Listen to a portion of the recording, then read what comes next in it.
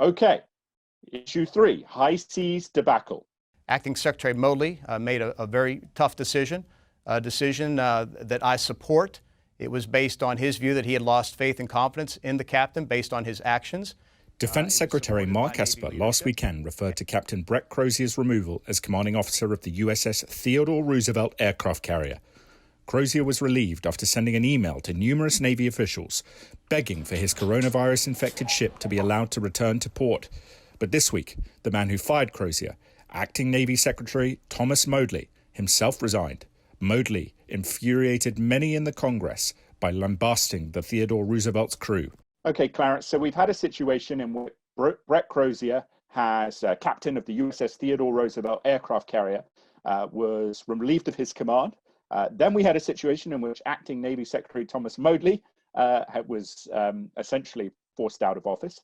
Where do you see this story going, and how do you think it pertains to broader military readiness as this coronavirus crisis rumbles on?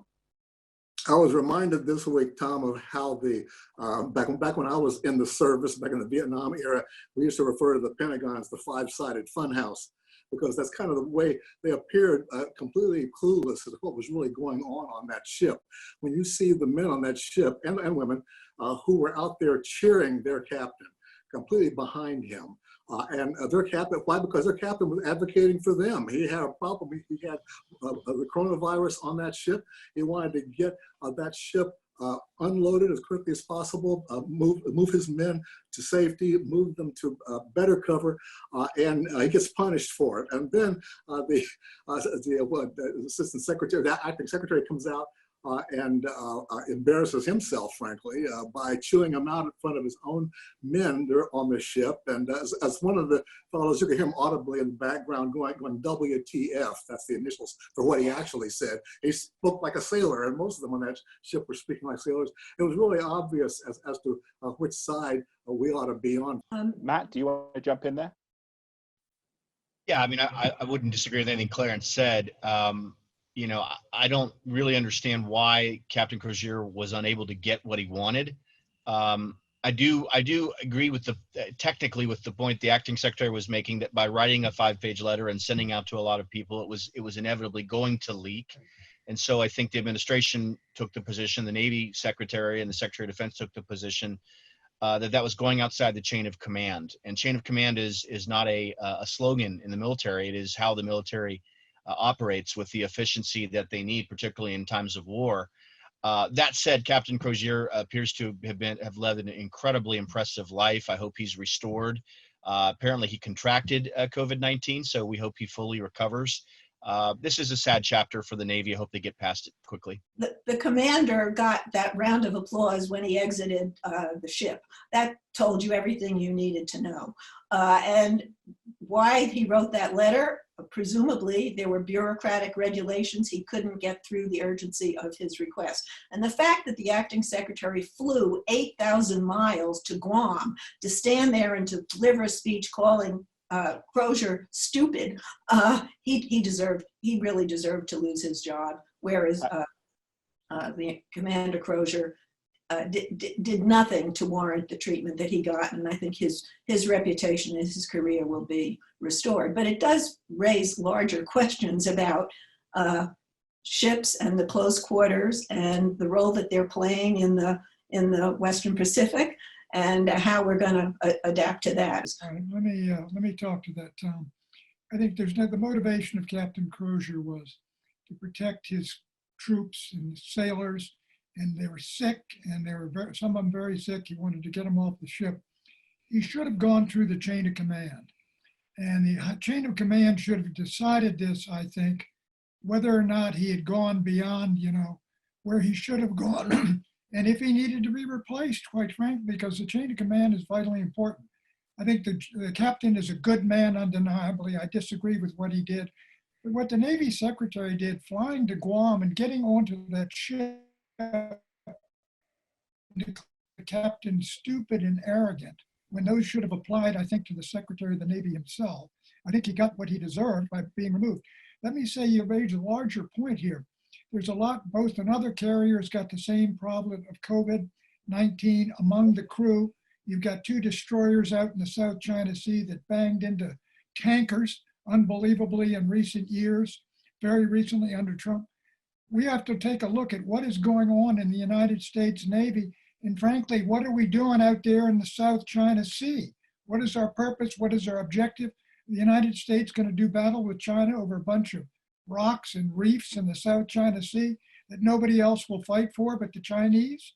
One of the challenges we face here, I think, is, and I think this will come out, is that at the senior ranks of the Navy, especially in the Pacific, Admiral Phil Davidson, who's the Indo-Pacific commander, the 4-star admiral in charge, I think this will be something to look for in the next week, is that Captain Crozier sent that email out under the expectation that it would leak, whether he did it himself or not, because Davidson, others at the top, did not want to hear it, that they essentially were ignoring him and brushing him off. And his conclusion was, we are not in a state of war. And even if we were to be in a state of war coming up, how can you send a ship into war when half the crew are ill? So, that's 6,000 dead Americans. On this broader theme, though, of strategy in this coronavirus situation, Matt, what are your thoughts on the move, certainly by European powers, but others, former Obama administration officials, former diplomats, to say that because of the suffering Iran is currently facing, we should relieve the sanctions pressure on Iran? What do you say to that, Matt? Yeah, I understand, the emotional argument, but I think the administration just is simply not going to move off of that. They believe that maximum pressure worked to isolate North Korea. They believe it's working to isolate Iran. There is no question there is massive suffering in Iran, and that those sanctions, while they hurt government officials, they filter down and hurt the people as well. The goal is to limit the Iranian government's ability to do whatever it wants, and to increase the pressure that the population puts on its government, hopefully building up opposition figures and making the Iranian government reconsider the direction it's going. So I recognize it's not an easy call, but you can't put sanctions on and take them off and then want to put them back on. It doesn't work that way. If you're going to apply pressure, you have to keep applying it until you get what you want. And what we want is for Iran to move away from their nuclear plan and to rejoin the community of nations with peace in mind. Well, let me disagree here. If the sanctions are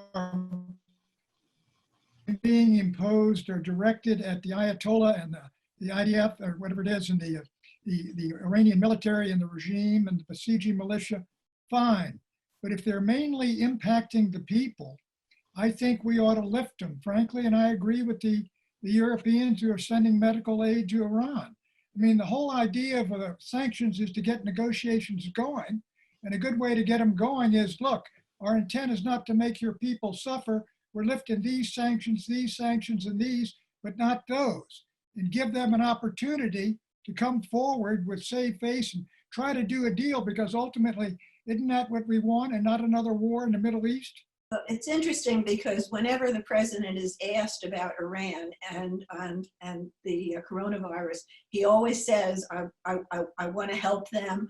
He was asked about a shipment from China going to Iran of medical equipment. He said, fine, I don't have a problem with that. So, I mean, he recognizes that you don't want to bring a country to its knees because you burden the population to the extent that that population is currently being burdened. But he doesn't think beyond his immediate hunch, and he doesn't want to move off of the bigger issue that he's got them with the sanctions. I wish there were better thinkers in this administration. Frankly, I don't think there's a long-term plan emanating from anyone. I mean, he has so hollowed out the expertise in this government. Clarence. Yeah, it's unfortunate that the president doesn't have more of a long-range vision, but this isn't the only issue where he runs into that problem.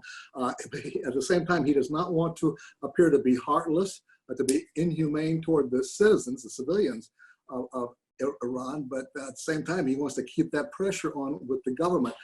It takes some very delicate negotiating to operate, say, through third parties to try to relieve the misery of the population while keeping the pressure on the main government. But that's the direction that President Trump is really trying to move in. Okay, so one other thing that we've been looking at this week is the idea that North Korea still has no infections of coronavirus. How credible do you think that is, Matt? Hmm. Not credible, like everything that comes out of that regime. Given its position geographically in the world, it's impossible that it would have no cases, given travel between China and North Korea. Cases in Japan are rising rapidly. That's just not credible, but that's also not new. We have terrible intelligence in the country.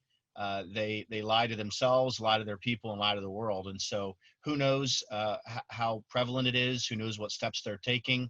Well, they do contact tracing, and I guess we have problems with privacy concerns there. But that one gentleman, I think in New Rochelle, New York, who turned out that he infected like 80 people. I mean, and if you can do that, I mean, I think we're past the point where we can effectively do that. But some of the smaller communities that are just getting hit by this, they really do need to do that, because you can then quarantine people and you can protect people. I go back to the testing. We got to test, so we know more what we're dealing with. A good model for that was South Korea, where they did test. Yeah. Tom, though, I think this crisis, and it's worldwide, as Trump says, it's in 150 countries. He was unaware there were that many. But it shows each of these countries in how they behave. The Chinese engaged in a criminal cover-up, lied and cheated and did the rest. They showed their character. The North Koreans, nobody believes they have any credibility. South Koreans handled it well. The Germans have handled it extremely well. I mean, the Americans have had their problems, delayed too long. But I think we see each country's strengths and weaknesses. That's not to say some of the strengths of China, which obviously exist, are ones we really want.